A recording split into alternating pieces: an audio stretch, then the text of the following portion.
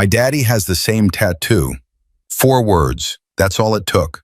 A 4-year-old girl with blonde curls and torn sneakers walked straight up to 8 Hells Angels bikers in a roadside diner, pointed at the chapter president's forearm, and froze every man at that table cold. Because the tattoo she recognized wasn't just ink, it was a blood oath. A brotherhood seal that only men who've ridden through hell together earn the right to wear. And the name she was about to say would crack open a wound none of them had healed from. Before we go any further, if stories about loyalty, sacrifice, and real family hit you in the chest, subscribe to this channel right now. Follow this story to the very end, and drop a comment telling me what city you're watching from. I want to see how far this story travels. Now, let me tell you what happened next. Razor heard the bell above the door. He didn't look up, not at first. He was halfway through a story about a poker game from 2 nights back, and Bull was getting red in the face because he'd lost $400, and everyone at the table knew it. "You had nothing," Spider said, grinning, leaning back in the booth. "Pair of 3s, and you went all in like you had a royal flush." "I had a read on the guy," Bull muttered into his coffee. "Yeah? What'd you read? His pity?" The table erupted. Ace slapped the table so hard the salt shaker bounced. Diesel laughed that deep barrel laugh that shook his whole body. Even Hawk, who never laughed, who barely spoke, who watched the world like he was cataloging every detail for a report nobody would ever read. Even Hawk cracked a smile. Viper was still going. "Bro, the dealer felt bad for you. I saw him look at you like..." "Shut up, Viper. Like a dog that just got..." "I said shut up." More laughter, more coffee, more of the same Sunday morning they'd had 1,000 times before. 8 men in leather vests, patches earned in blood, scars earned in miles. The corner booth at Miller's Roadhouse was theirs, had been for 11 years. Nobody sat there. Nobody asked. The staff knew. The regulars knew. Even the new waitress who'd started last week, she took one look at that corner and understood without being told. This was sacred ground. Razor took a sip of his coffee, black, no sugar, same as always. He was 61 years old, chapter president for 22 of those years. His face told every story he'd ever lived. The knife scar across his left cheek from Flagstaff, the burn mark on his neck from an exhaust pipe that blew in Tucson, the lines around his eyes that deepened when he was thinking and disappeared when he smiled, which wasn't often enough. On his right forearm, a phoenix tattoo. Wings spread wide, flames licking upward, rising from ash. Every man at this table had one. Not identical, each was slightly different, personalized, but the phoenix was the mark, the bond. You didn't buy it, you didn't choose it, you earned it, and it meant you belonged to something most people would never understand. That's when Bull stopped mid-sentence. His eyes shifted toward the door. His coffee cup hovered an inch from his lips, and his face did something Razor had never seen in 20 years of riding together. It softened. Razor turned. She was standing just inside the doorway, tiny, blonde curls falling out of lopsided pigtails that someone, probably herself, had tried to tie that morning. A pink dress that was at least 2 sizes too big, the hem dragging on the floor. Sneakers with the soles separating from the canvas, held together by what looked like dried glue. She was holding a stuffed rabbit. One ear was missing, the other was barely hanging on. But none of that registered first. What registered first were her eyes. Blue, wide, old. The kind of eyes that don't belong on a 4-year-old. The kind of eyes that say, "I've already learned what most people don't figure out until they're 40. That the world doesn't owe you anything, and it will take everything if you let it." She scanned the room, not like a lost child, like someone on a mission. And then she walked, not toward the counter, not toward the waitress, not toward any of the other 15 people in that diner who would have been a normal choice for a little girl looking for help. She walked straight to the corner booth, straight to 8 Hell's Angels. Straight to Razor. Her sneakers made small squeaking sounds on the linoleum. The diner had gone quiet. Not silent, the jukebox was still playing, the kitchen was still clanking, but the conversations dropped. People watched. A 4-year-old girl walking toward the biggest, scariest men in the room like she had an appointment. She stopped 3 feet from Razor. Her hands were shaking. The stuffed rabbit trembled against her chest, but her jaw was set. Her chin was up, and when she spoke, her voice didn't waver. Not once. My daddy has the same tattoo. She pointed at Razor's forearm. At the Phoenix. The words landed like a grenade with the pin pulled. Razor's coffee cup stopped moving. Spider's grin vanished. Ace's hand froze on the table.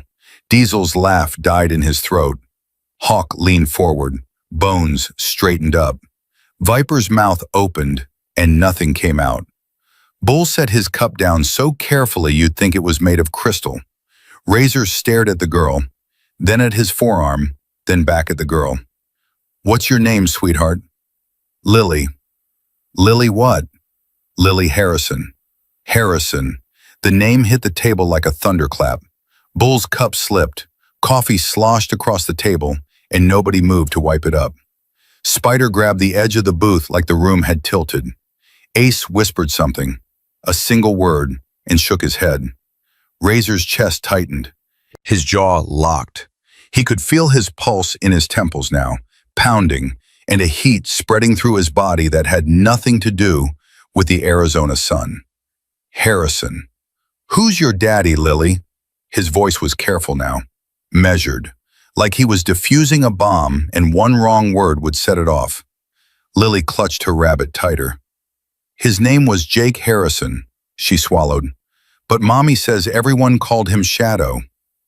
Bull stood up. The bench groaned. His chair screeched backward across the floor. He stood to his full height, 6'4", 280 pounds, and he looked like he'd been shot. His face drained. His hands hung at his sides, opening and closing. Shadow, he said. Just that. Just the name. And it came out broken, like glass grinding on concrete. Spider turned away. His hand went to his face and stayed there. Ace dropped his head. Oh, God. Diesel pressed both palms flat on the table and stared at the surface like he was trying to hold the world still. Hawk, the man who never reacted to anything, who'd sat through bar fights and funerals and hospital rooms with the same granite expression. Hawk closed his eyes and his shoulders dropped 2 inches. Bones reached for the cross around his neck and held it.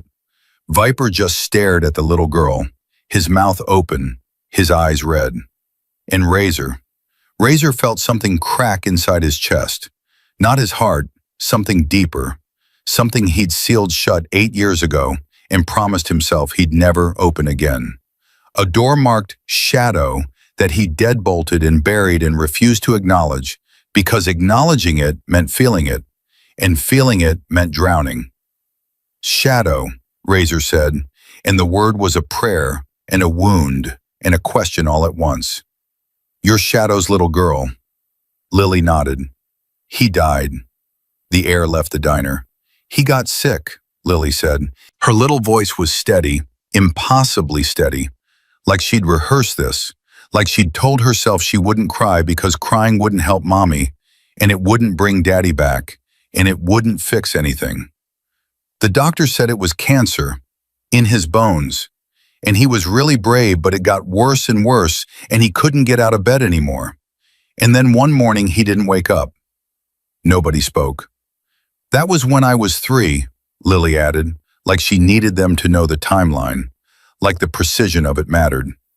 6 months ago. Razor stood. He moved slowly, the way you move when you're approaching something sacred.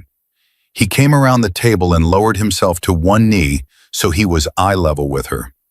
Up close he could see it, the shape of her nose, Shadow's nose, the set of her jaw, Shadow's jaw, the way she held her chin up even when everything inside her was breaking. That was Shadow too, pure Shadow. Your daddy, Razor said, and his voice cracked. and he didn't try to hide it. Was one of the best men I ever knew. Lily's eyes filled. You knew him? Really knew him? Knew him. Razor almost laughed, but the sound that came out was jagged and wet. Kid, your daddy saved my life. More than once. First time was in Flagstaff. Some guy pulled a knife in a bar, a switchblade, and I didn't see it coming. Your dad did. Tackled the guy through a window before that blade could touch me. Cut himself up bad doing it. Didn't care. Didn't even flinch. Lily's bottom lip trembled. He had a scar on his arm, a long one. From the glass, Razor confirmed. That was from saving me. He told me that scar was from building a fence, Lily whispered. That sounds like Shadow, Bull said from behind them, his voice thick. Never wanted credit, never wanted anyone to worry. Razor continued. Second time, my bike went down on the highway. Bad turn, loose gravel. I went sliding, and I was bleeding. Bleeding bad. Your dad was the one who stopped the bleeding. Made a tourniquet right there on the asphalt. Rode with me to the hospital. Stayed 3 days straight. Didn't eat. Didn't sleep. Just sat there making sure I was okay. He was like that, Lily said.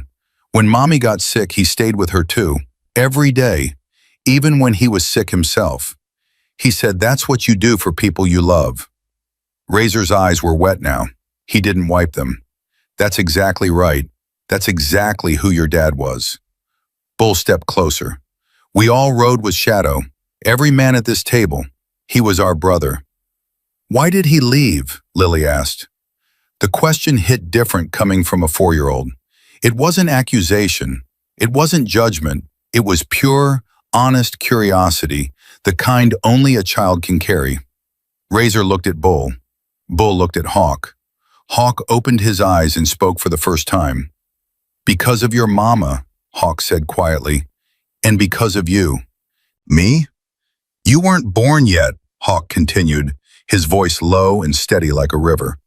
But your mama was carrying you, and your daddy, he loved this life, loved riding, loved the brotherhood, loved the freedom of the road and the feeling of wind, and knowing your brothers are right beside you. He paused. But he loved your mama more. And he knew that if he stayed, if he kept riding, there'd come a day when he wouldn't come home. And he couldn't do that to her. Couldn't do that to you. Lily was quiet for a long moment. Then she said, he told me that. Not all of it, but he said he used to ride motorcycles with his brothers, and he stopped because he wanted to be my daddy more than anything. That was the bravest thing he ever did, Razor said. Braver than any fight, braver than any ride. Walking away from the people you love to protect the people you love more, that takes a kind of courage most men don't have. Was he scared? Terrified, probably, but he did it anyway. That's what brave means. Lily nodded slowly, processing this with the seriousness of a judge considering a verdict. I need help, she said. 3 words. No preamble, no softening. She said it the way her father would have. Straight, honest, no games. Mommy's sick. Really sick. She can't breathe right. She has tubes in her nose and a machine that makes a humming sound, and sometimes at night she coughs so bad it sounds like she's breaking apart inside. And the doctors say she needs an operation, but it costs a lot of money, and we don't have any. And the mean man who owns our house keeps yelling at us and saying we have to leave. And Mommy cries when she thinks I'm asleep, but I'm not asleep. I hear her. She paused, took a breath. The stuffed rabbit was pressed so tight against her chest, the remaining ear was bent flat. And I didn't know what to do. I tried to be good. Sundays, they're family. They'll remember. I love you forever, baby girl. Daddy. Bull made a sound, not a word, just a sound. The kind that comes from deep in the chest when language isn't enough. Spider turned around. His eyes were red. He wrote that? 3 weeks before he died, Lily said. Mommy told me his hands were shaking so bad he could barely hold the pen. But he wanted me to have it. He said if things ever got really bad, I should find the men in the picture. He said they'd remember him. He said they'd help.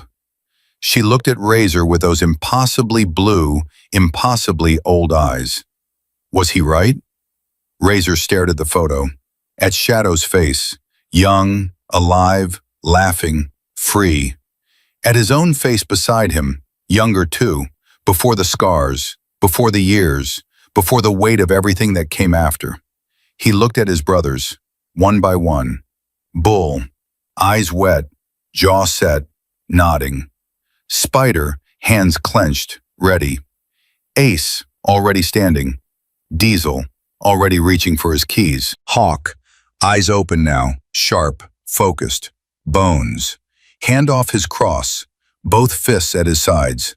Viper, face hard, zero hesitation. Razor looked back at Lily. Yeah, sweetheart, he said. He was right. He stood, put a hand on her shoulder, gentle, steady. The hand of a man who'd broken bones and bent iron, but knew exactly when to be soft. Your daddy was our brother. That makes you family, and we don't let family struggle, not while we're still breathing. You'll really help us? Her voice cracked for the first time. The brave face she'd been wearing since she walked through that door, it splintered. And underneath it was just a 4-year-old girl who missed her father and was terrified of losing her mother. Bull knelt down beside Razor, both men on one knee in front of this tiny girl like knights before a queen. Kid, Bull said, his voice rumbling like distant thunder, we'll move heaven and earth for you. That's not a figure of speech, that's a promise, the kind your daddy understood, the kind that doesn't break. Lily looked at the photo in Razor's hand, at her father's face, at the men around her who looked nothing like the young men in the picture, but whose eyes carried the same fire. Daddy said you were the best people he ever knew, she whispered. He was the best of us, Razor said, and right now he needs us to prove it. He turned to his brothers. No speech needed, no debate, no vote. 8 men, 1 look, 1 understanding. Ace, call the chapter treasury. Spider, I need an address. Emma Harrison, somewhere in Phoenix. Bones, find out everything about pulmonary fibrosis. What she needs, who's the best, where they are. Diesel, get the trucks ready. Hawk, make calls. I want brothers from Tucson and Flagstaff on standby. What about me? Viper asked. Razor looked at Lily. You're with her. She doesn't leave your sight. Viper nodded once.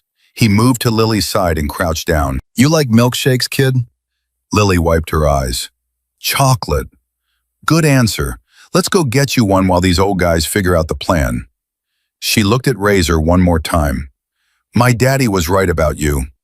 Then she took Viper's hand, her tiny fingers barely wrapping around 2 of his, and walked to the counter, clutching her one-eared rabbit and the weight of the world she'd carried alone for 6 months, finally starting to lift off her small shoulders.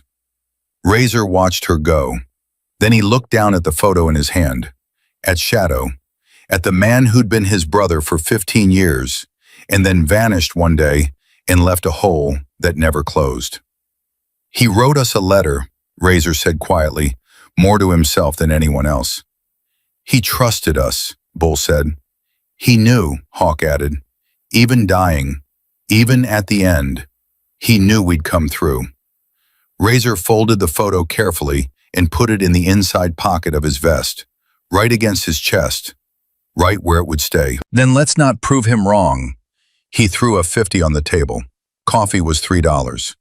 Saddle up. We ride in 20 minutes. 8 men moved. Chairs scraped. Boots hit the floor. Phones came out. The quiet Sunday morning at Miller's Roadhouse was over. And something else was just beginning. Because 12 blocks away, in a crumbling apartment above a laundromat, a woman named Emma Harrison was lying on a mattress on the floor, staring at the ceiling through an oxygen tube, wondering how she was going to survive another week. She had no idea that her daughter had walked out the door 2 hours ago. She had no idea where Lily had gone, and she had absolutely no idea what was coming. 20 minutes. That's all it took for 8 Harleys to fire up and tear out of Miller's Roadhouse parking lot like a cavalry charge. Lily rode with Bull in his pickup truck because Razor said no way in hell a 4-year-old was getting on a motorcycle. Not today. Not on his watch. She sat in the passenger seat with her seatbelt pulled tight across her tiny frame, the stuffed rabbit in her lap, and she pointed the way like she'd memorized every turn. "Left here," she said. Bull turned left. "Then you go straight for a long time." "How long, kid?" "Until you see the store with the broken window." Bull glanced in his rearview mirror. 8 bikes rolled behind him in formation, chrome catching sunlight, engines growling low. People on the sidewalk stopped to watch. A few pulled out phones. "Lily," Bull said, keeping his voice easy, "how'd you get to the diner this morning?" "I walked." "You walked 12 blocks? By yourself?" "Mommy was asleep. She sleeps a lot now because of the medicine. And I didn't want to wake her up because when she wakes up she coughs, and sometimes she coughs so hard she can't stop, and it scares me." Bull's grip tightened on the steering wheel. "Does your mommy know you left?" Lily didn't answer right away. She picked at the rabbit's remaining ear. "She's going to be mad." "Probably, but you did the right thing." "Daddy said sometimes doing the right thing makes people mad, but you do it anyway." Bull swallowed hard. "Your daddy was a smart man." "Turn right at the light," Lily said. "Then it's the building with the blue door, but the blue is peeling off, so it looks more gray now." They pulled up 4 minutes later. The neighborhood looked exactly how Razor expected. Cracked pavement, overgrown weeds pushing through concrete.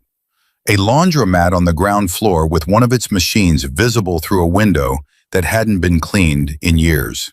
The bikers parked in a line. Engines died one by one. Kickstands down.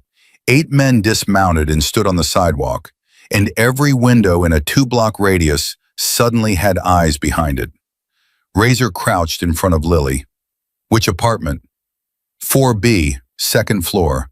The door with the dent." "What dent?" "The mean man kicked it once when Mommy didn't open fast enough."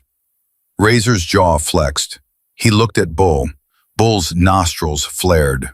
Behind them, Viper cracked his knuckles, and Ace muttered something that wasn't meant for a child's ears. "Okay," Razor said. "Here's what's going to happen.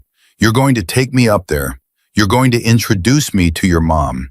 And I need you to help her understand that we're friends, okay?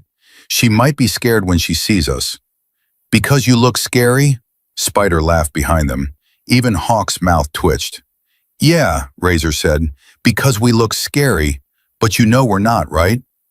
Lily studied his face with those ancient blue eyes. "Daddy said you look like monsters, but you're actually teddy bears." Bull choked. Diesel turned away, his shoulders shaking. Bones covered his mouth. Viper bit his lips so hard it turned white. Razor nodded slowly. "That sounds about right." They went up. Razor, Bull, and Lily first. The rest waited downstairs because 8 bikers in a narrow hallway would terrify anyone, let alone a sick woman who wasn't expecting visitors. The stairwell smelled like bleach and something underneath the bleach that the bleach couldn't quite kill. The steps creaked. Lily took them one at a time, both feet on each step, the way small children do. 2nd floor, apartment 4B. Lily was right about the dent, boot-shaped, right at the bottom of the door. Razor stared at it and filed it away in a place in his mind where debts were kept. From inside, coughing, wet, rattling, the kind that made Razor's own lungs ache just hearing it. Lily knocked, small knuckles against hollow wood. "Mommy, it's me." The coughing stopped. Footsteps slow and shuffling. A lock turning. Another lock. A chain sliding. The door opened. Emma Harrison looked like a woman fighting a war she was losing. Mid-30s, but her face said 50. Pale skin stretched over sharp cheekbones. Dark circles so deep they looked painted on. Blonde hair pulled into a knot that was half collapsed. A faded t-shirt that hung off her shoulders because she'd lost weight she couldn't afford to lose. Sweatpants. And the oxygen tube running from her nose to a portable tank that she dragged behind her like a ball and chain. But her eyes, green and fierce and terrified, locked onto Lily with a force that could bend steel. Lily Marie Harrison. Her voice was thin, but the fury in it was fully operational. Where have you been? I woke up and you were gone. I've been calling Mrs. Patterson. I almost called the police. I couldn't. She started coughing, deep, racking, the kind that doubled her over and made her grab the door frame to stay upright. Mommy, don't. I couldn't breathe, Lily. I couldn't breathe and you weren't here and I thought. Another coughing fit. Worse. Her face went red, then white. The oxygen tank hissed. Then she saw Razor. She straightened up. Or tried to. The coughing stopped, but the fear started, and it was a different kind of suffocation. She stepped back, one hand on the doorframe, the other pulling Lily behind her. Who are you? Mrs. Harrison. Who are you? What are you doing with my daughter? Mom, listen. Lily, get inside, now. Mommy, they knew Daddy. Emma froze. The hand gripping the doorframe went white. Her breath caught, or what was left of her breath. The oxygen tank hissed louder in the silence, a mechanical heartbeat that was the only sound for 3 full seconds. What did you say? Lily stepped out from behind her mother. I found them, Mommy, Daddy's friends. From the picture, the one he wrote on. I went to the restaurant and they were there, just like Daddy said they would be. Emma's eyes moved from Lily to Razor, to the leather vest, the patches, the scars, the phoenix tattoo on his forearm. She stared at the tattoo and her hand went to her mouth and her knees buckled. Bull caught her before she hit the ground. Easy, Bull said, one massive arm around her waist, holding her up like she weighed nothing. We've got you. It's okay. Daniel, Emma whispered, and the name came out like a wound reopening. You rode with Daniel. Razor stepped inside. My name's Razor. I was Shadows, Daniel's, chapter president for 15 years. He was my brother, my best friend. He saved my life and I never got to repay it, not while he was alive. Emma looked at him, really looked, past the scars, past the leather, past the tattoos. She was searching for something, some trace of the men her husband had described in the stories he told her at night when Lily was asleep. Stories about the road and the brotherhood and the life he'd left behind. He talked about you, she said, her voice barely above a whisper. All the time, especially at the end. When the morphine made everything blurry, he'd think he was back on the road. He'd say names, Razor, Bull. He'd talk about riding through the desert at night, about the stars, about feeling free. That's who we were, Razor said. That's who he was. He missed it, every single day. He never said it out loud, not to me, but I could see it. When a group of bikes would ride past our apartment, he'd stop whatever he was doing and watch until they disappeared. And there was this look on his face. She stopped. The coughing came back, violent and sudden, and this time it didn't stop for almost a full minute.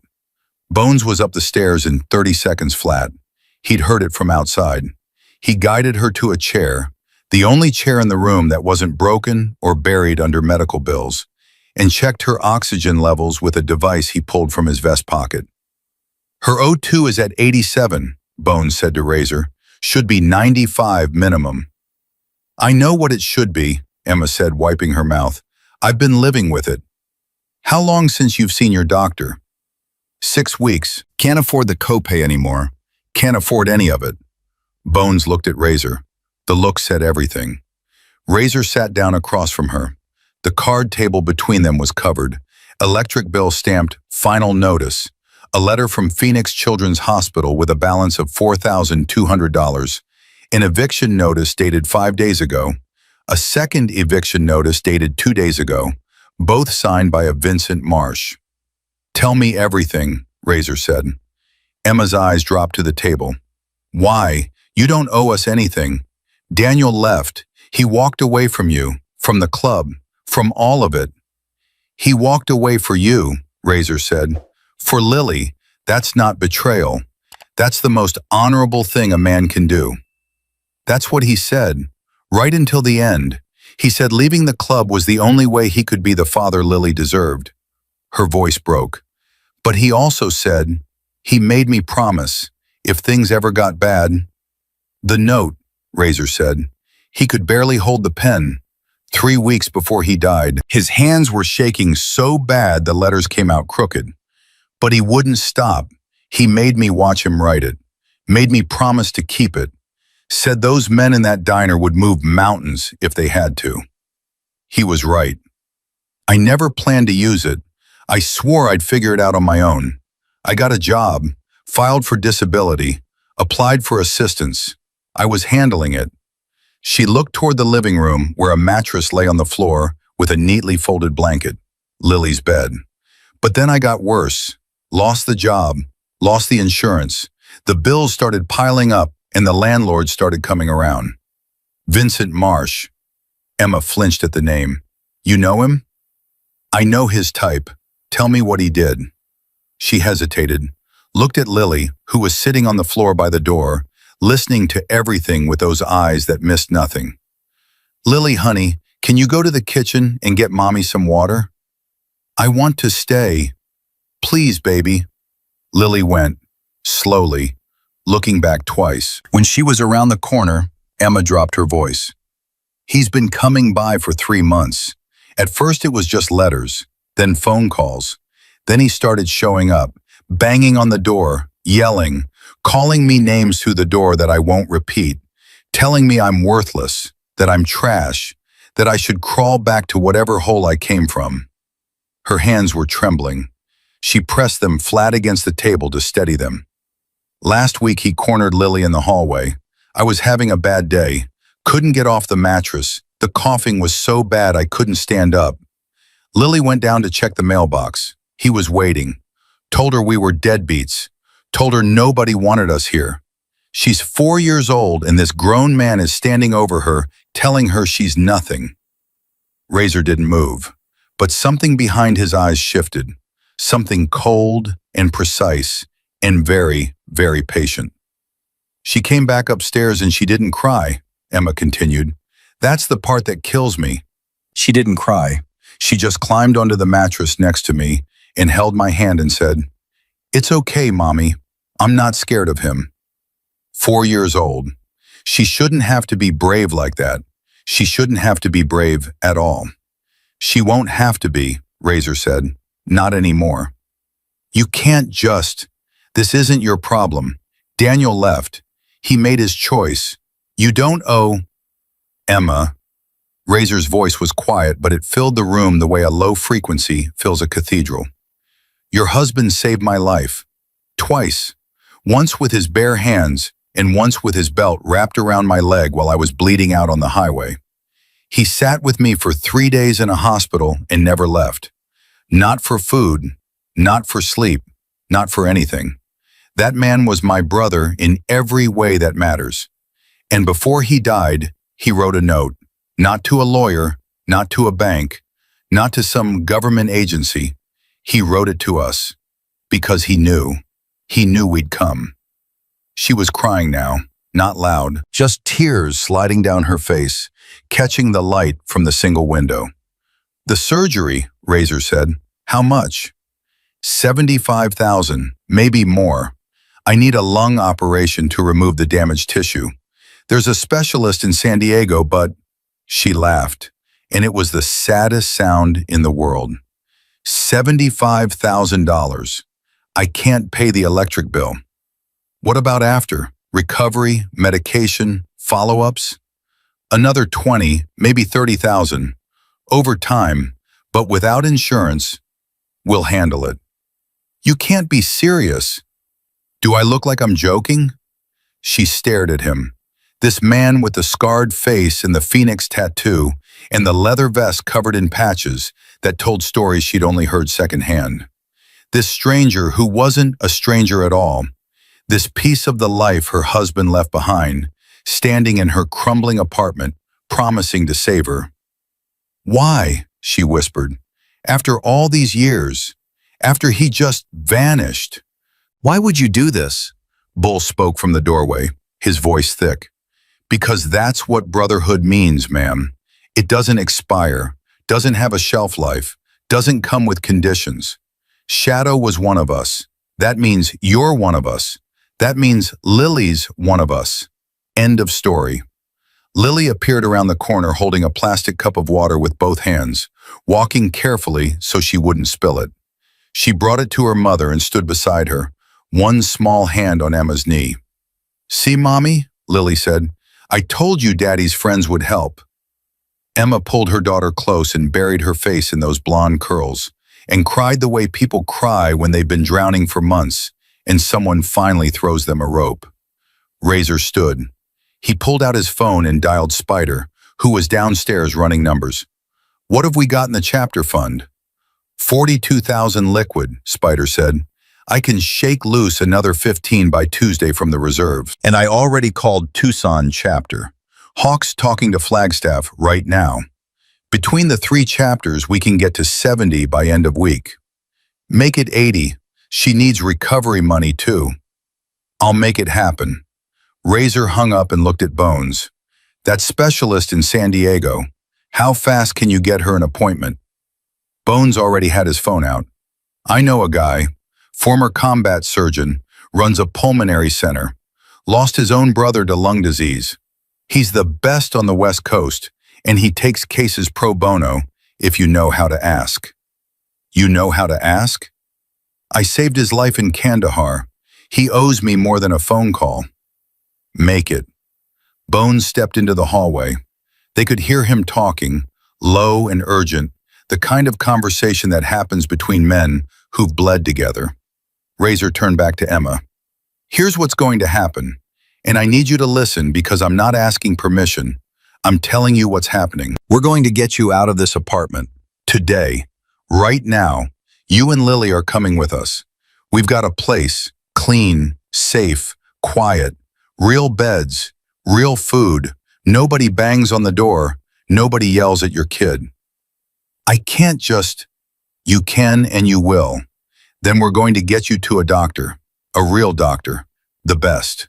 We're going to get that surgery scheduled and paid for. And while you're getting better, we're going to make damn sure nobody, not your landlord, not a bill collector, not a single soul on this earth, bothers you or your daughter again." Emma looked at him for a long time. Her breathing was ragged, the oxygen tank working overtime, her body fighting just to keep the conversation going. "Daniel always said you were stubborn," she finally said. "He wasn't wrong." A ghost of a smile. The first one, Razor suspected, in a very long time. "Okay," Emma whispered. "Okay." Razor nodded once, pulled out his phone again. "Diesel, bring the trucks around. We're packing up." "How much stuff we talking?" Razor looked around the apartment. The bare walls, the empty shelves, the mattress on the floor, the single lamp, the stack of bills. A life stripped down to almost nothing. "It won't take long." He hung up, turned to Bull. "Go handle the landlord situation. Take Ace in Viper. Don't do anything stupid. Just make sure Mr. Marsh understands that the Harrisons are under our protection now, and whatever he thinks they owe him, they don't." Bull grinned. It wasn't a friendly grin. "My pleasure." "I said don't do anything stupid." "Razor, when have I ever..." "Flagstaff, 2019, the parking meter." "That was different." "Just go." Bull, Ace, and Viper headed downstairs. Razor could hear their boots on the stairs, and then the roar of 3 Harleys firing up and pulling away. Hawk appeared in the doorway. "Flagstaff chapter is in. They're wiring 10,000 tonight. Tucson sending 15 by morning. And I just got a call from a brother in Vegas, guy named Dutch. He rode with Shadow back in the early days. He's sending $5 grand and says to call him if we need more. Tell him we'll need more." "Already did." Bones came back in. "Appointment set. Dr. Marcus Webb, San Diego Pulmonary Institute. He wants to see her Thursday."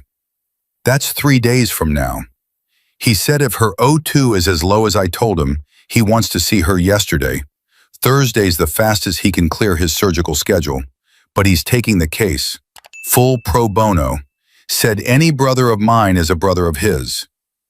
Thursday, Emma repeated, like the word was a foreign language. He'll really see me? He'll do more than see you, ma'am. He'll fix you. Emma looked down at Lily. The little girl was leaning against her mother's leg, the stuffed rabbit tucked under one arm, watching the men move through her apartment with a mixture of awe and calm. Lily, Emma said softly, how did you know? Know what, Mommy? That they'd help, that they'd actually come. How did you know? Lily tilted her head, like the question confused her. Because Daddy said so. And Daddy never lied, not ever, not even once. Emma closed her eyes.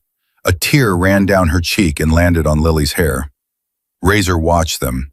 And in that moment, he wasn't a chapter president, wasn't a biker, wasn't a man with scars and a rap sheet and 3 decades of hard road behind him. He was just a man keeping a promise to a brother who trusted him with the most precious thing in the world. Diesel appeared with boxes. Not many, wouldn't need many. Let's go, Razor said. Let's get them home. 40 minutes later, the apartment was empty. Everything Emma and Lily owned fit into the back of a single pickup truck. Clothes, a few books, Lily's school supplies, the medical equipment, the stuffed rabbit. As they pulled away, Lily turned in her seat and looked back at the building one last time. Bye, 4B, she said quietly. Then she faced forward and held her mother's hand and didn't look back again. And 12 miles across the city, in a rundown office near the waterfront, a man named Vincent Marsh was about to have the worst afternoon of his entire life. Bull parked his Harley right in front of Vincent Marsh's office door. Not in the lot, not on the street, right in front of the door, close enough that Marsh would have to squeeze past the exhaust pipes to get out. Ace pulled in beside him. Viper took the other side. 3 bikes, 3 men, 650 combined pounds of leather, muscle, and the kind of quiet fury that doesn't yell. Doesn't need to. Bull killed his engine and sat there for a moment, cracking his neck left, then right. He thought about Lily, 4 years old, cornered in a hallway by a grown man calling her trash. He thought about the dent in that apartment door, boot-shaped, right at the bottom. And he thought about the kind of man who kicks a door when a sick woman doesn't open it fast enough. Remember what Razor said, Ace murmured, swinging off his bike. Yeah, don't do anything stupid. He was looking at you when he said it. He's always looking at me when he says it. Viper was already at the door. He tried the handle. Locked. He knocked twice. Nothing. Knocked again, harder. A voice from inside, muffled and irritated. We're closed on Sundays. Viper looked at Bull. Bull stepped forward and knocked once. The whole door shook in its frame. Footsteps, fast ones. A lock clicking. The door opened 4 inches, held by a chain. One eye appeared in the gap. It took in the leather vests, the patches, the tattoos, the size of the men standing on the doorstep. The eye blinked 3 times in rapid succession. Can I help you? Vincent Marsh, Bull said. Who's asking? Open the door, Vince. I'm not. We're closed. Come back Monday. Bull leaned closer. His face filled the gap. Vince, I'm going to say this once and I need you to hear me. We can have this conversation with a door between us, which means I'm going to talk loud enough for every business on this street to hear what I've got to say. Or you can let us in and we can talk like gentlemen. Your choice. You've got 3 seconds. The chain slid off in 2. Marsh was exactly what Razor had predicted. Mid-50s, balding, a gut that strained against a polo shirt that was one size too optimistic. Yellow teeth, soft hands, small eyes that darted between the 3 bikers like a cornered animal calculating escape routes. He retreated behind his desk, put the furniture between himself and them like it was a barricade. His hands were already shaking. Look, whatever this is about, sit down, Vince. Marsh sat. His office chair squeaked under him. Bull didn't sit. Neither did Ace or Viper. They stood. That was the point. We're here about Emma Harrison, Bull said. Apartment 4B. Marsh's face twitched. What about her? She owes me 3 months' rent. I've got every right to... Stop talking. Marsh stopped. I'm going to tell you what I know, Bull said, and then you're going to tell me if I'm wrong. Emma Harrison is a single mother. Her husband died 6 months ago of cancer. She's got a 4-year-old daughter. She's got a lung disease that's killing her. She lost her job because she got too sick to work. She fell behind on rent because she was spending every dime keeping herself alive long enough to raise her kid. Bull paused. Let the words settle.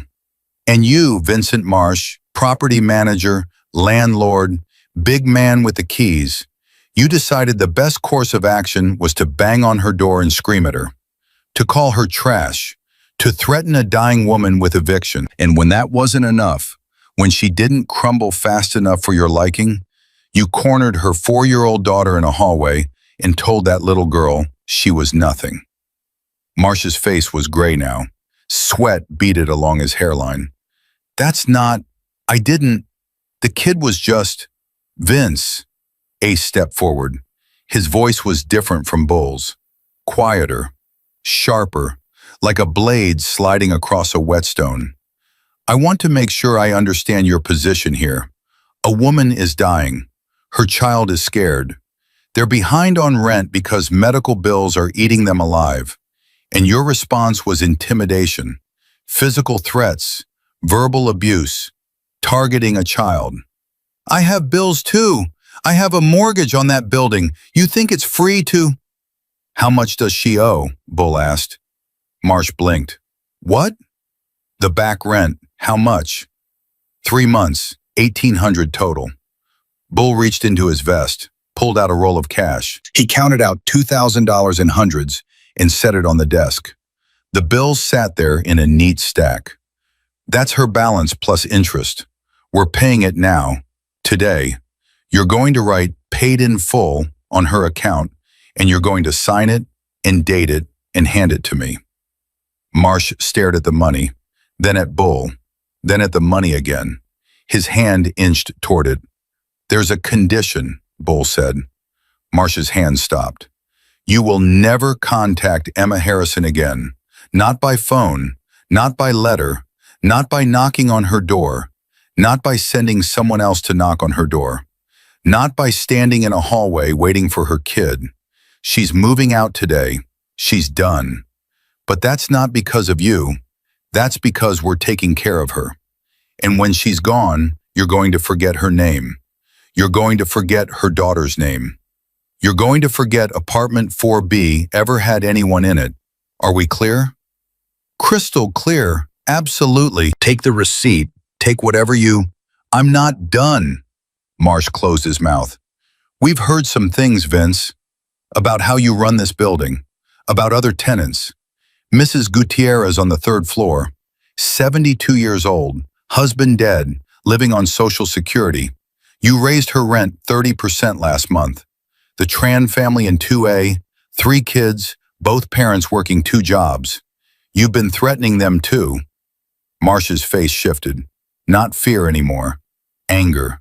The specific anger of a bully who's been called out and knows he can't swing back. Those are my tenants, my building. I run it how I...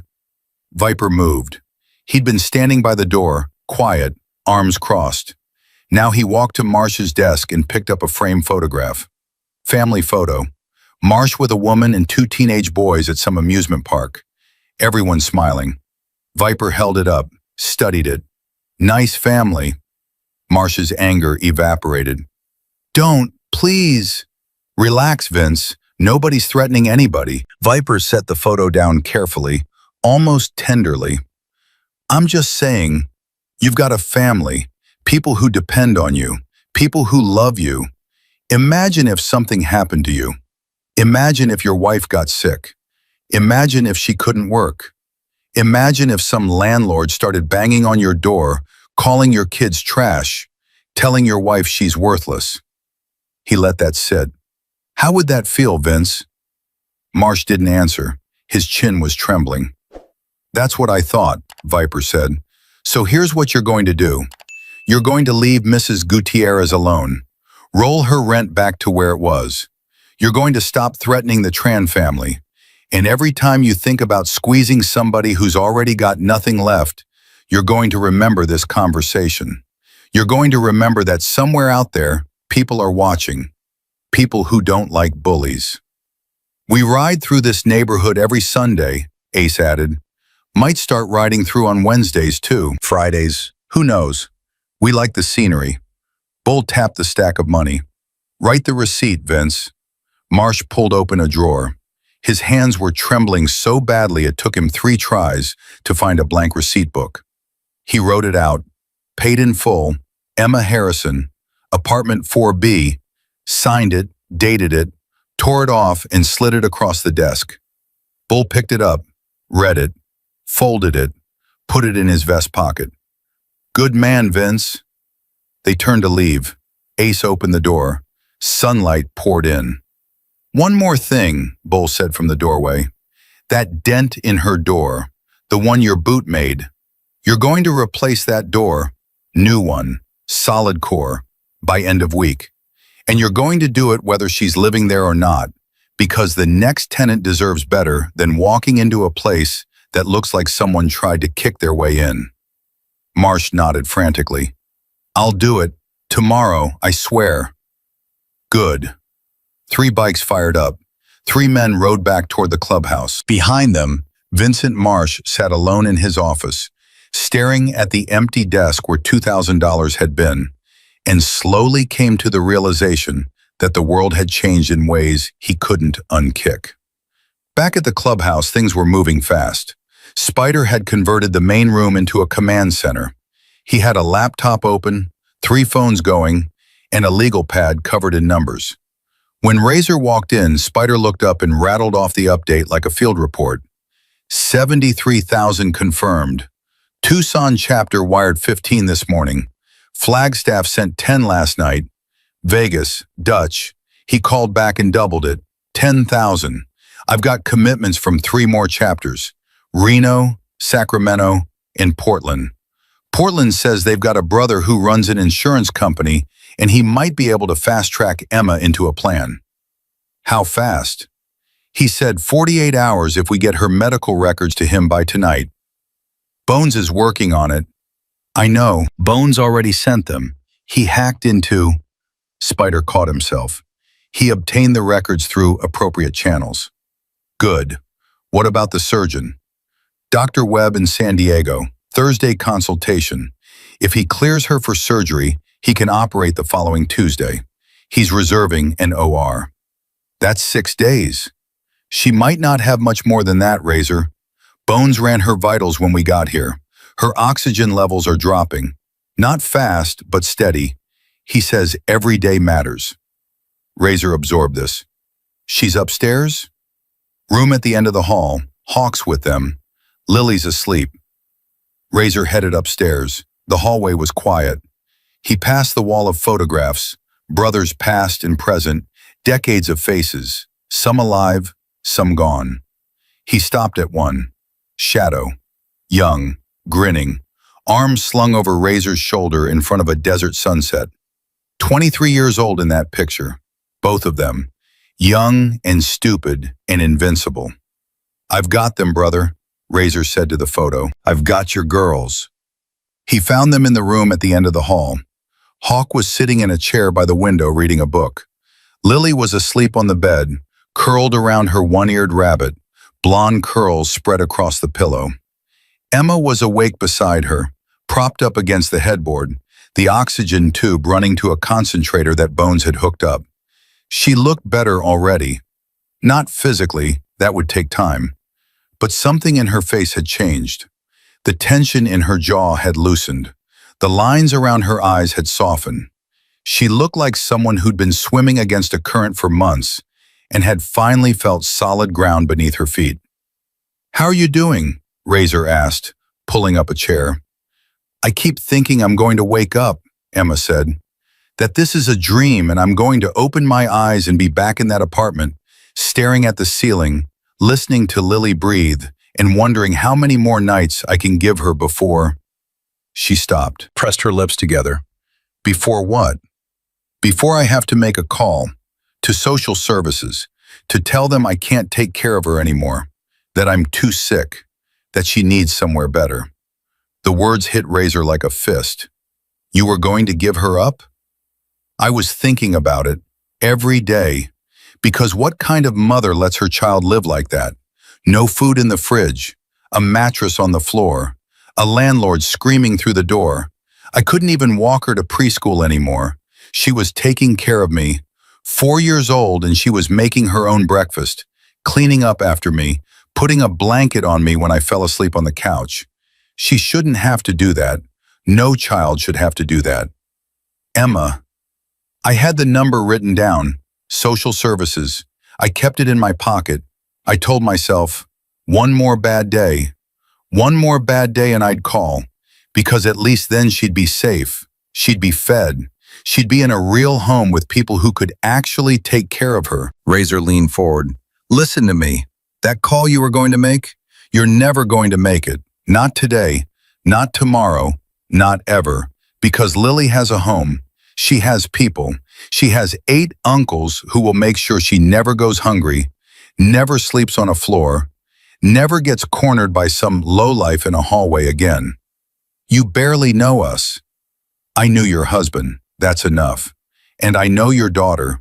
She walked 12 blocks alone, walked into a room full of strangers, and asked for help. You know how much courage that takes? You know what kind of person does that? A desperate one. A brave one. She gets that from both of you. Emma wiped her eyes. She gets it from Daniel. I'm not brave. I'm terrified every second of every day. Being terrified and getting out of bed anyway, that is brave. That's the definition. Trust me, I've known a lot of men who talked tough and crumbled when it mattered. And I've known men like Shadow who were scared out of their minds and did the right thing anyway. You're the same. Lily's the same. Emma looked down at her daughter. Lily shifted in her sleep, murmured something incoherent, tightened her grip on the rabbit. Daniel used to read to her every night, Emma said softly. No matter how tired he was, even when the cancer made him so weak he could barely sit up, he'd lie next to her and read whatever she wanted. 3 books. 4. She'd pick the longest ones on purpose because she wanted him to stay. What'd he read? Everything. Adventure stories, picture books. He loved the ones about pirates. He'd do all the voices. Lily would laugh so hard she couldn't breathe. Emma's voice cracked. God, I miss that sound. Her laughing like that. She doesn't laugh like that anymore. She will, Razor said. Give her time. She's 4. She shouldn't need time to recover. She should be playing, making messes, driving me crazy, not checking my oxygen levels, and learning how to dial 911. Razor was quiet for a moment. Then he said something that surprised even himself. When Shadow left the club, I was angry. I won't lie to you. I was furious. Felt like he ripped a piece out of the brotherhood and took it with him. For about a year, I couldn't even hear his name without my blood pressure going up. He knew that. He felt guilty about it every day. He shouldn't have, because here's what I figured out, and it took me way too long. He didn't leave us. He graduated. He looked at this life, the danger, the uncertainty, the 1,000 ways it could end badly, and he said, that's not good enough for what I'm building. I need something better. I need something real. He looked at Lily sleeping. He built something real, Emma. She's proof. You're proof. And the fact that he left us that note, the fact that even at the end, even dying, he trusted us to show up. That's the greatest compliment I've ever been paid in my life. Emma reached out and took Razor's hand. Her grip was weak, but warm. Thank you, she whispered. I don't know how to say it bigger than that, just thank you. Don't thank me yet, we've got a lot of road ahead. That night the clubhouse was full. Not just the 8 core brothers, wives had come, girlfriends, old ladies in biker terms. Tank's wife Maria arrived with 2 bags of groceries and a casserole big enough to feed a platoon. She took one look at Emma and hugged her for a solid minute without saying a word. Sometimes a hug says more than any sentence ever could. Diesel's girlfriend Rose brought clothes for Lily. Her own daughter's hand-me-downs, still in good shape. Dresses, sneakers that didn't have holes, a jacket that actually fit, a new pair of pajamas with stars on them. Lily held up the pajamas, and her face lit up brighter than anything Razor had seen in years. "They have stars on them, Mommy. Stars." Emma nodded, biting her lip. "They're beautiful, baby. Can I wear them now?" "Of course you can." Lily changed right there in the middle of the room, too excited to care about an audience. She twirled in her star pajamas, and for one perfect moment, she looked exactly like what she was supposed to be, a 4-year-old kid without a care in the world. Bull watched from the bar, arms crossed, and said to Razor, "We handled Marsh." "How bad?" "Clean. Paid the balance, got the receipt, made sure he understands the situation." "He understand?" Viper showed him his family photo. The man nearly wet himself. "I said don't do anything stupid." "That wasn't stupid, that was poetry." Razor almost smiled. Almost. "What about the other tenants?" "Handled. Mrs. Gutierrez gets her rent rolled back. The Tran family gets left alone. We'll check in every few weeks. Vince isn't going to forget us anytime soon." "Good." The night wound down slowly. Brothers drifted in and out. Conversations overlapped. Somebody put music on, low and easy. Lily fell asleep on the couch with her head in Hawk's lap, and Hawk, the man who spoke maybe 20 words a day, sat perfectly still for 2 hours so he wouldn't disturb her. At midnight, Razor sat alone at the bar. The clubhouse was quiet. Everyone had turned in. He pulled out the photograph Lily had given him, Shadow and his brothers, young and wild, and set it on the bar next to his beer. He stared at Shadow's face. The laugh, the thrown-back head, the cigarette behind the ear. "She's got your eyes, brother," Razor said to the photograph. "And your guts. Walked 12 blocks. 12 blocks, Shadow. 4 years old, straight into a diner full of bikers and didn't blink." He took a drink. "We've got her. We've got both of them. And that surgeon in San Diego, he's going to fix Emma. I'm going to make sure of it, whatever it costs, whatever it takes." He set the bottle down. "I'm sorry I was angry when you left.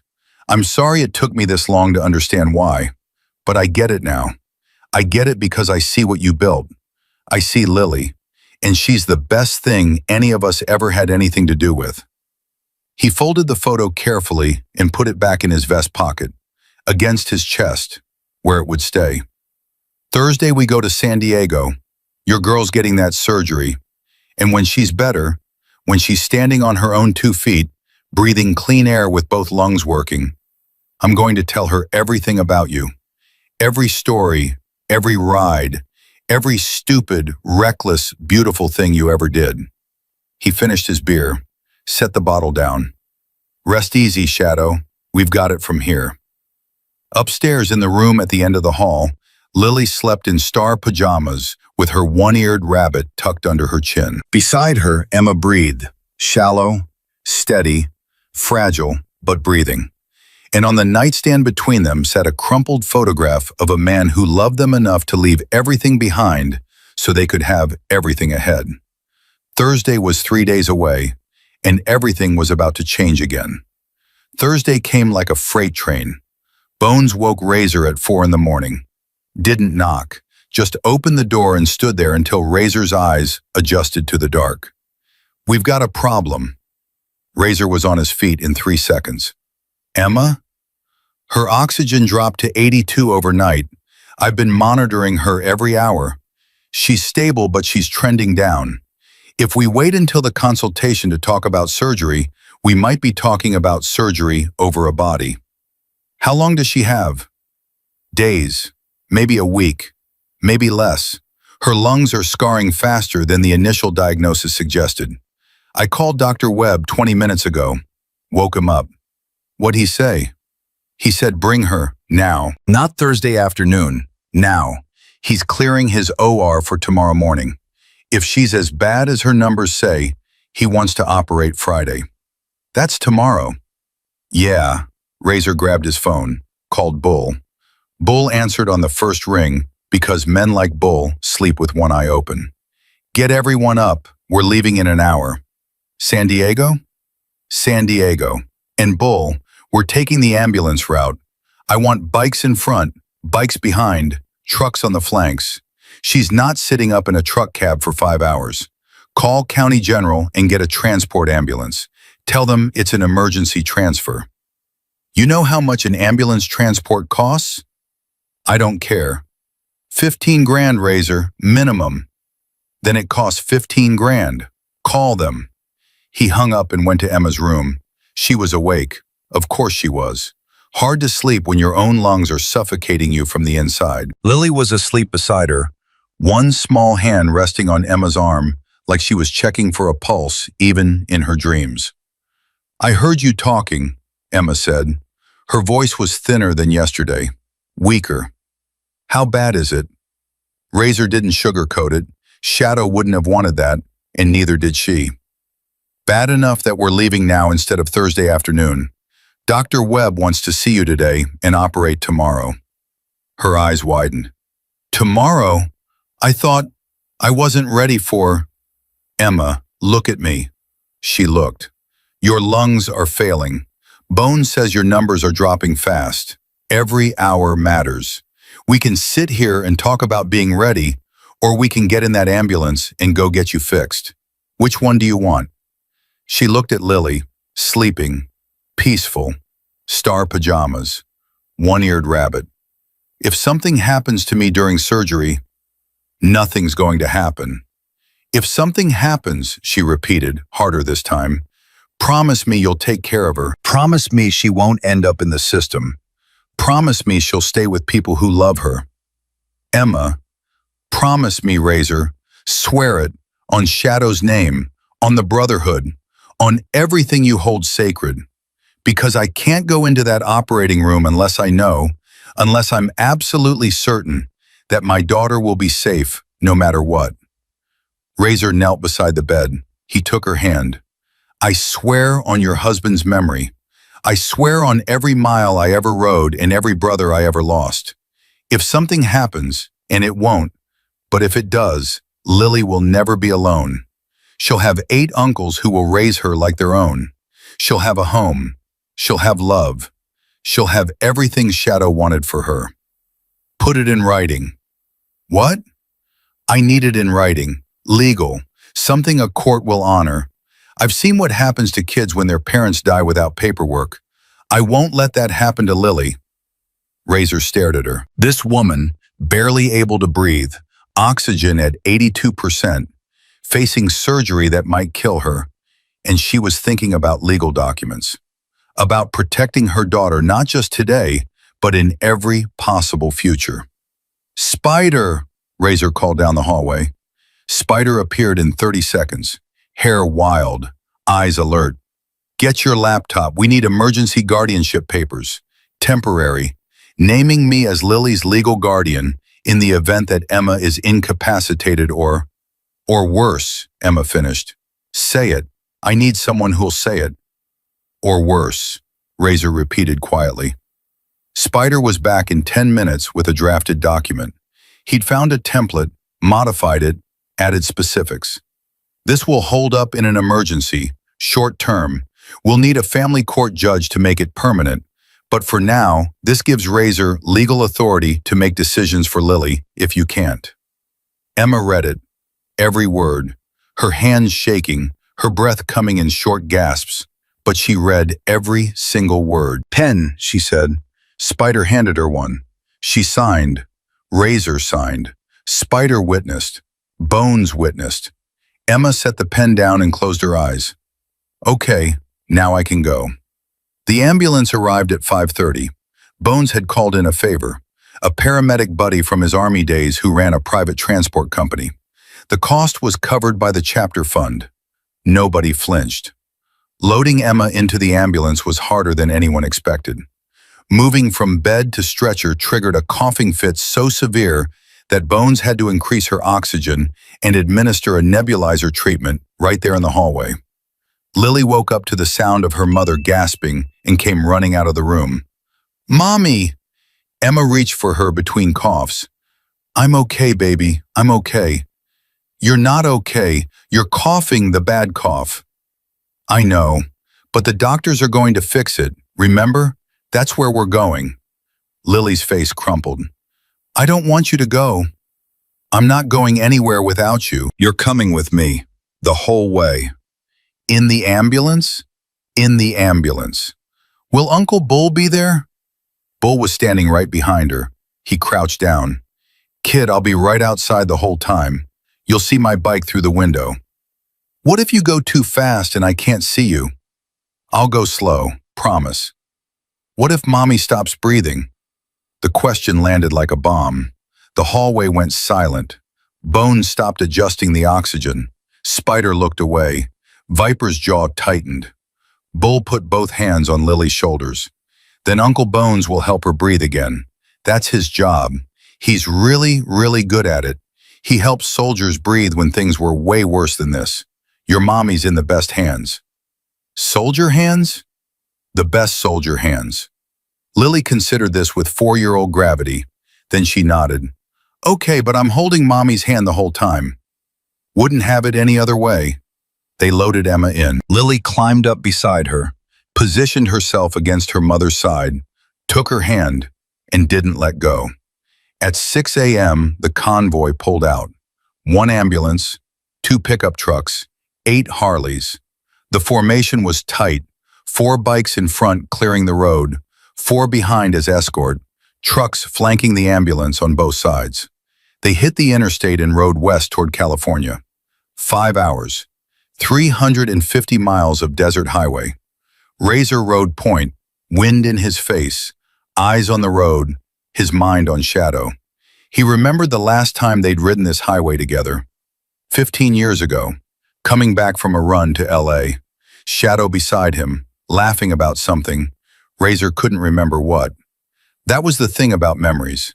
The big moments stay sharp, but the small ones, the laughs, the inside jokes, the nothing special moments, they blur around the edges.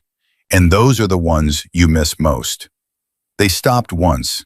Gas station outside Yuma. Bones checked Emma's vitals. Stable. Not great, but stable. Lily was asleep, still holding her mother's hand. Bull bought a bag of chocolate donuts and left them on the ambulance step for when she woke up. Hawk pulled Razor aside. Portland chapter came through. Insurance contact says he can get Emma enrolled in a plan retroactive to last month. She'll be covered for the surgery and post-op. How? Don't ask. Just say thank you. Thank you. Sacramento wired another $8,000 this morning. Total fund is now $91,000. 91, that enough? Should cover surgery, recovery, medication, and 6 months of living expenses while she gets back on her feet. Razor nodded. $91,000. Raised in 4 days by men who'd never met Emma Harrison. Men who only knew one thing. She was Shadow's woman, and Shadow was a brother.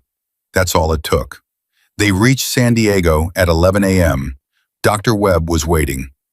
Marcus Webb was not what Razor expected. Tall, thin, wire-rimmed glasses, hands that looked like they belonged to a pianist. He wore scrubs and sneakers and had a calm about him that immediately made you trust him. This was a man who'd held hearts in his hands and lungs in his palms and understood that medicine was equal parts science and faith. He shook Razor's hand and said, "Bones told me everything. Let's not waste time." They wheeled Emma into the examination room. Webb spent 40 minutes with her. Imaging, blood work, lung function tests that made her cough until she couldn't speak. Lily sat in the waiting room with Bull, eating chocolate donuts and asking questions. "Uncle Bull, what's a lung?" "It's what helps you breathe." "Mommy's lungs are broken?" "Kind of, but the doctor's going to fix them." "Like when you fix motorcycles?" "A lot like that, actually." "Is the doctor good at fixing?" "The best." "Better than you?" Bull smiled. At lungs? Yeah, kid, way better than me. Webb came out after an hour. His face was serious. He asked Razor and Bones to step into his office. She's worse than the records indicated, Webb said, sitting behind his desk. The scarring has progressed into both lower lobes. Her oxygen exchange capacity is at 43%. Normal is above 80. What does that mean? Razor asked. It means her lungs are working at about half capacity and declining. Without intervention, she's looking at weeks, maybe a month. You can fix it? I can remove the damaged tissue, both lobes. It's aggressive surgery, 5 to 7 hours. The recovery will be brutal. We're talking weeks in the hospital, months of physical therapy, medication for the rest of her life. But she'll live. Webb took off his glasses and rubbed his eyes. I'm going to be honest with you because Bones said you're the kind of man who wants honesty. The surgery has a 70% success rate. That's good. That's strong. But it means there's a 30% chance of complications, bleeding, infection, organ failure. In her weakened state, any complication could be fatal. 70%, Razor repeated. If we don't operate, she's at 0%. She dies. It's not a question of if, it's when. Then we operate. She needs to make that decision, not you. She already made it. She signed guardianship papers for her daughter at 5 o'clock this morning. She knows the risks. She's ready. Webb put his glasses back on, studied Razor's face. You're not family. The hell I'm not. Webb held his gaze for 3 long seconds. Then he nodded.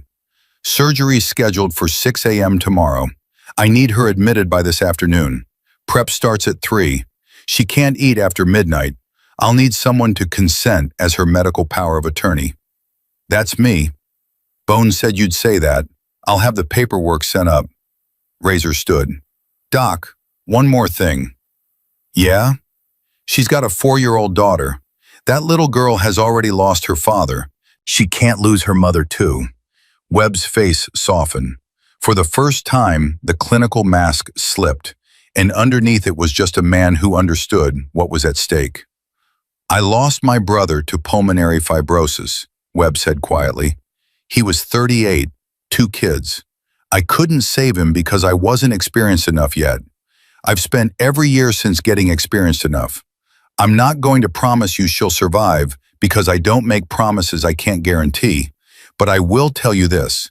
I'm going to fight for her like she's my own family, because that's why I do this. Razor extended his hand. Webb shook it. The grip was firm on both sides. We'll be in the waiting room, Razor said. All of us, the entire time. I figured. They admitted Emma at 2 p.m. The brothers filled the waiting area like an occupying force.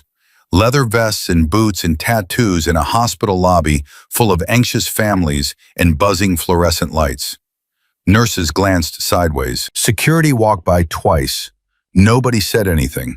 Nobody needed to. The patches spoke for themselves. Lily refused to leave her mother's side during prep. You have to go to the waiting room, baby, Emma said, her voice barely a whisper now. The oxygen was maxed. Her face was gray, but her eyes were fierce. The doctors need to get me ready. I don't want to go. I know, but Uncle Razor is right out there. And Uncle Bull. And Uncle Hawk. And all of them. They're not going anywhere. And neither am I. You promise? I promise. Daddy promised he'd always be here too. The room went cold. Emma pulled Lily close, wrapped both arms around her despite the IV lines, despite the monitors, despite the tubes. Listen to me, Lily. Your daddy kept his promise. He's still here. He's in that photograph you carry. He's in the bracelet Uncle Razor is going to give you. He's in every single one of those men out in that waiting room. And he's in you. Everything good about you, your courage, your heart, the way you walk into a room full of strangers and make them love you. That's your daddy. That's Shadow.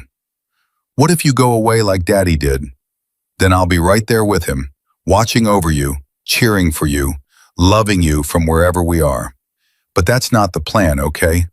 The plan is I'm going to let this doctor fix my lungs, and then I'm going to wake up, and you're going to be the first thing I see. Deal? Deal. Pinky promise? Lily linked her tiny pinky with her mother's frail one. Pinky promise. Okay, go with Uncle Razor now, and be brave for me. I'm always brave, Mommy. I know you are. That's my girl. Razor carried Lily out. She buried her face in his vest, gripping the leather with both fists. She didn't cry, not one tear, and somehow that was worse than if she had. He sat down in the waiting room with Lily in his lap.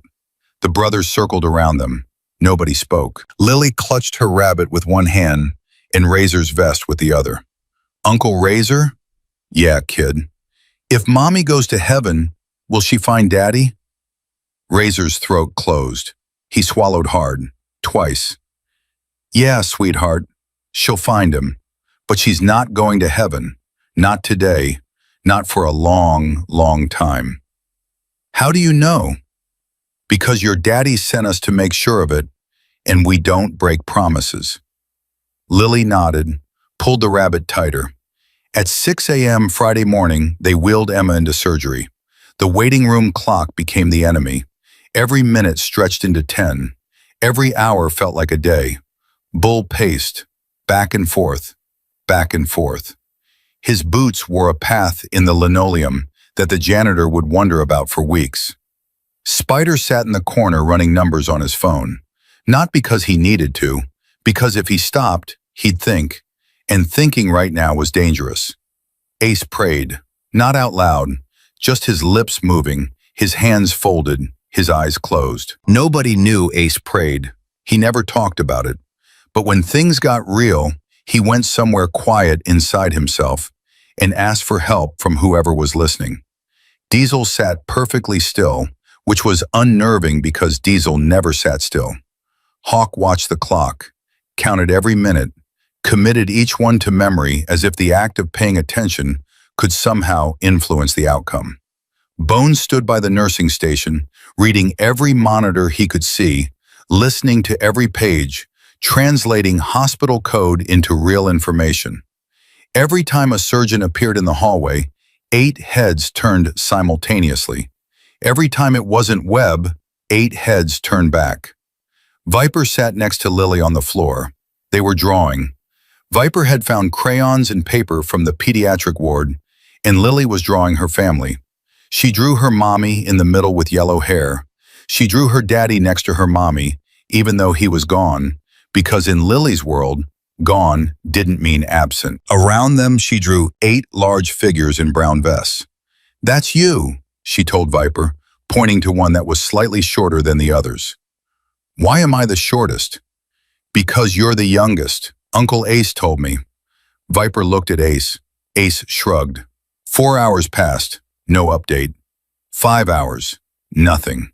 At hour 6, Bones intercepted a nurse, spoke to her quietly, came back with a face that gave nothing away. She's still in surgery. No complications so far. Webb's removing tissue from the left lobe now. Right lobe was worse than the scans showed. He spent an extra hour on it. But she's okay, Bull demanded. She's alive and stable. That's all they'll say. Hour 7. Razor hadn't moved from his chair. Lily had fallen asleep in his lap, the drawing clutched in one hand, the rabbit in the other. He looked down at her. 4 years old, blonde curls, star pajamas because nobody had thought to change her clothes in the chaos of the early morning departure. She smelled like chocolate donuts and hospital soap. Shadow's daughter, and right now, on the other side of a set of double doors, Shadow's wife was lying on a table with her chest open and a stranger's hands inside her, fighting for every breath she'd ever take again. Hour 8. The doors opened. Dr. Marcus Webb walked out. Scrub cap in his hand, sweat on his forehead, lines of exhaustion carved into his face. 8 men stood simultaneously. The sound of chairs scraping and boots hitting tile echoed through the waiting room. Razor held Lily tighter. She stirred but didn't wake. Webb looked at them, all 8, Leather and ink and fear. And then he smiled. She made it. Both lobes cleaned. Breathing on her own already. She's not out of the woods. The next 48 hours are critical. But the surgery was a success. Bull sat down hard. His legs just gave out. 280 pounds dropped into a plastic chair, and he put his face in his hands, and his shoulders shook, and nobody pretended they didn't see it. Spider punched the wall, then immediately apologized to the receptionist. Ace crossed himself. Twice. Diesel exhaled a breath he'd been holding for 8 hours. Hawk nodded once. Just once. And turned away so nobody could see his eyes. Bones shook Webb's hand and held it. 2 medical men, 2 soldiers, an understanding that didn't need words. Viper dropped to a crouch, put his forehead on his knees, and stayed there. Razor looked down at Lily. She was waking up. Her blue eyes blinked open, confused, adjusting. Uncle Razor? Is Mommy okay? Your mommy's okay, kid. The doctor fixed her lungs. Fix them? Like really fix them? Really fix them. Lily's face broke open. The brave mask she'd been wearing for 6 months, since her father died, since her mother got sick, since the world started taking everything, it's shattered. And underneath it was just a little girl who wanted her mommy. She cried. Finally, for the first time since Razor had met her. Great heaving sobs that shook her whole body. She pressed her face into Razor's chest and cried for her father and her mother and the apartment and the mean landlord and the 12 blocks she'd walked alone and the fear she'd carried every single day and never shown anyone. Razor held her. Didn't say a word, just held her. And in that hospital waiting room, surrounded by 8 Hell's Angels who would have burned the world down for her, a 4-year-old girl finally let herself be a child again. Emma opened her eyes on a Saturday morning, and the first thing she saw was Lily's face 3 inches from hers, those blue eyes wide and waiting. Mommy, you're awake. I'm awake, baby. You've been asleep for a long time. Uncle Bones said it's because the medicine makes you tired. I told him you're always tired, but this was different tired. You looked peaceful tired, not scared tired. Emma smiled. It hurt. Everything hurt. Her chest felt like someone had rebuilt it from the inside out, which was essentially what had happened. But the air coming into her lungs, it was different, deeper, fuller, like breathing through a wide open window instead of a coffee straw. How do you feel? Lily asked. Like I got hit by a truck, but a good truck. Lily giggled. Actually giggled. The sound hit Emma so hard she started crying, which made her chest scream, which made Bones rush in from the hallway. Easy. Don't laugh. Don't cry. Don't do anything that engages your diaphragm for at least another 48 hours. She told me a truck hit her, Lily reported. A good truck, Emma corrected, wiping her eyes. Recovery was war. There was no other word for it. 3 weeks in the hospital. Physical therapy that started on day 2 and made Emma wish she'd stayed unconscious. Breathing exercises that felt like drowning in reverse. Coughing fits that lasted 20 minutes and left her shaking and soaked in sweat. Medication that killed her appetite and gave her nightmares and made her mouth taste like metal. But she fought. Every single day. Because every morning when she opened her eyes, Lily was there. And behind Lily, a rotating shift of bikers who'd driven 5 hours from Phoenix and would drive 5 hours back without complaint. Bull came on Tuesdays and Thursdays. He smuggled in cheeseburgers that Bones pretended not to see. He sat in the chair beside her bed and told her stories about Shadow that made her laugh so hard the nurses came running. Your husband once bet me $50 he could eat a whole jalapeno without flinching. Not just any jalapeno, a Carolina Reaper. You know what those are? Hottest pepper on the planet. This man looked me dead in the eye and bit into it like it was an apple. And for about 3 seconds he was fine. Then his face turned purple. Actually purple. Like a cartoon. He ran to the bathroom and I could hear him screaming from across the bar. Did he pay you the 50? He said it didn't count because he technically ate it. We argued about it for 6 months. Spider came on Wednesdays. He brought Lily's homework, preschool worksheets that he'd been collecting from her teacher. He sat with Lily in the cafeteria and helped her trace letters and count blocks and draw pictures. The teacher had sent a note. Lily's doing remarkably well. She talks about her uncles constantly.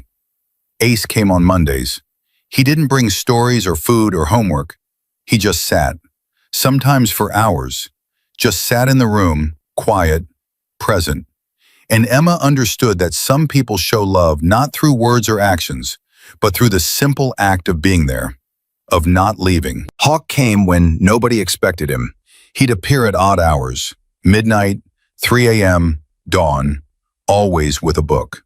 He'd sit in the corner and read while Emma slept and Lily slept, and the hospital hummed with the sounds of machines keeping people alive.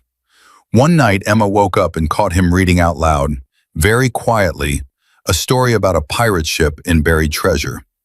Lily was asleep, but Hawk was reading anyway. "She can't hear you," Emma whispered. "Maybe not," Hawk said without looking up, "but maybe she can." 6 weeks after surgery, Dr. Webb cleared Emma to leave. Her lung function was at 68%. Not perfect, not what it was before, but enough. Enough to breathe without a tank. Enough to walk without stopping every 10 feet. Enough to pick up her daughter and hold her and not feel like her chest was collapsing. "You're a fighter, Emma," Webb said, shaking her hand. "Your husband would be proud." "My husband sent me an army," Emma said. "All I had to do was survive." The brothers drove her home. Home. Not the apartment above the laundromat. Not the clubhouse. A new place. 2 bedrooms in a quiet neighborhood where the streetlights worked and kids rode bicycles on the sidewalk. Razor had found it. First month's rent paid. Deposit covered. Furniture donated by brothers' wives. Pantry stocked. Utilities connected. A yellow front door because Lily said yellow was the color of happy things. Emma stood in the doorway and couldn't move. She just stood there, holding Lily's hand, staring at this place that was hers. This life that existed because a dead man wrote a note on the back of a photograph. "This is ours?" Lily asked. "This is ours. It has a yellow door." "It does. Daddy would like the yellow door." "Yeah, baby, he would." Razor hung 2 photos in the living room. The old one, Shadow and his brothers, young and wild. And a new one, Emma and Lily surrounded by 8 bikers, taken at the clubhouse the week before San Diego. Everyone grinning, everyone family. Months turned into years the way they always do, quietly and all at once.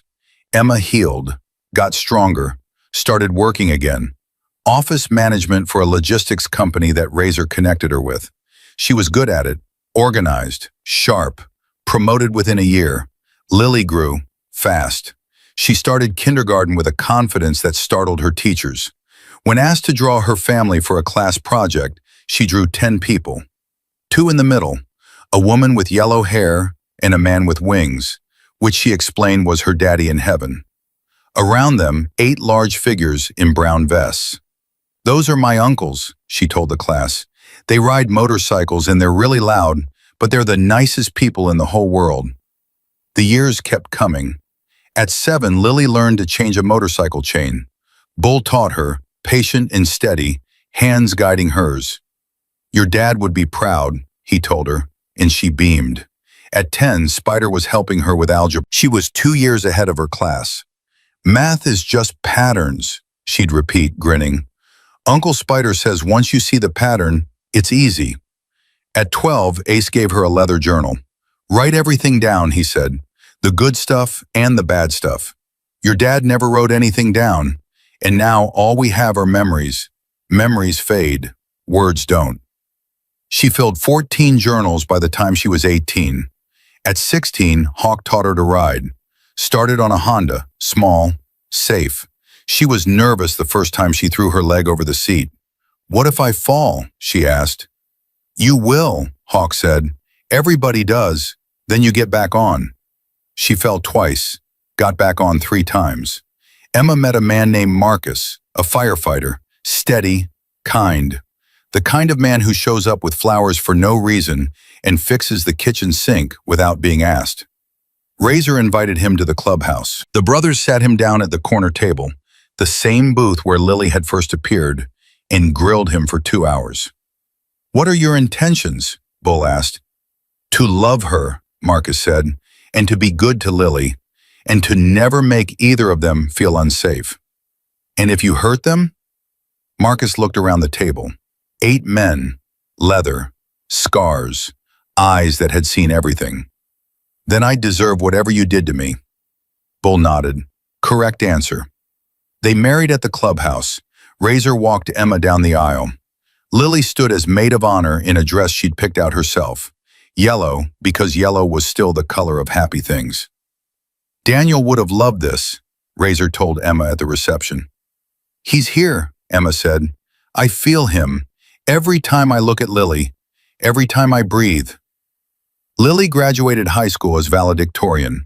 Her speech silenced an auditorium of 500 people. "When I was 4 years old," she said, her voice strong and clear, "I walked into a diner looking for help.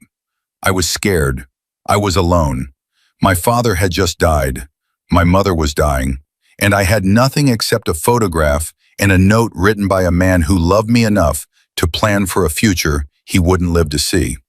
She paused, looked at the front row. 8 men in leather vests, older now, grayer, some with canes, all with tears they wouldn't admit to later. "I found 8 strangers that day. They became my family. They saved my mother's life. They raised me. They taught me that loyalty isn't a word. It's a choice you make every single day. My father chose it when he left the road to become my dad. His brothers chose it when they opened their arms to a little girl with a stuffed rabbit and no hope." She held up her wrist, a leather bracelet. Shadow burned into the hide. She'd never taken it off, not once in 14 years. "This bracelet has my father's name on it, but it could just as easily say Razor, or Bull, or Spider, or Ace, or Hawk, or Diesel, or Bones, or Viper. Because brotherhood isn't blood. It's showing up. It's keeping promises. It's riding 350 miles to save a woman you've never met because her husband was your brother, and that's all the reason you need." The auditorium stood, every person, on their feet. The applause lasted 3 full minutes. Razor didn't stand. His knees weren't what they used to be. But he clapped, slow and steady, and he whispered to the empty chair beside him, the one they always left open at every gathering, every meal, every celebration. He whispered to Shadow, "You see her, brother? You see what you built?" Years later, Razor's health started to fail. 76 years old, cancer, the same disease that took Shadow. The brothers rallied, took shifts, brought food he couldn't eat, told stories he'd heard 1,000 times. Lily came every day, held his hand, read to him. Adventure stories, westerns, the same books Hawk used to read to her when she was small. One afternoon, just the 2 of them, Razor spoke. "I saw your dad last night." Lily smiled. "In a dream?" "Felt real. He looked young, like that photograph, laughing. And he said 2 words, 'Thank you.' That's all, just thank you." "For what?" "For keeping the promise, for taking care of his girls." Lily squeezed his hand. "You did more than keep a promise, Razor. You gave us a life." "That's all I ever wanted," he said, his voice fading. "To do right by him, by you." You did, Razor." He closed his eyes. "Good, that's good." He passed that night, peaceful. The funeral drew 300 bikers from every chapter in the western United States. Lily spoke. She talked about a Sunday morning in a diner, about a photograph and a note, about 8 men who became her family. They buried him in his vest, patches and all. Every biker revved their engine 3 times. The sound rolled across the desert like thunder, like a heartbeat, like a promise echoing through time. That evening, Lily stood alone in the clubhouse, the wall of fallen brothers.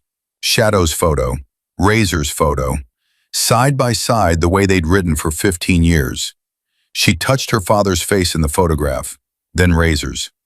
"We're okay, Dad," she said. "We're okay because of you. Because of all of you." She looked down at her wrist, the leather bracelet. Shadow. Worn smooth by 14 years of never taking it off. She pressed it against her heart. And somewhere on a highway between this world and the next, two brothers rode side by side, young again, laughing, free, knowing that the family they built and the promises they kept would ride on long after the engines went quiet. Because brotherhood doesn't end when you park your bike. It doesn't end when you move away. It doesn't end when you die. It just changes shape. And it rides on forever. If you've got someone in your life who showed up when nobody else did, a brother, a sister, a friend who became family, tell them today. Call them, hold them, because life's too short and the road's too long to leave love unspoken.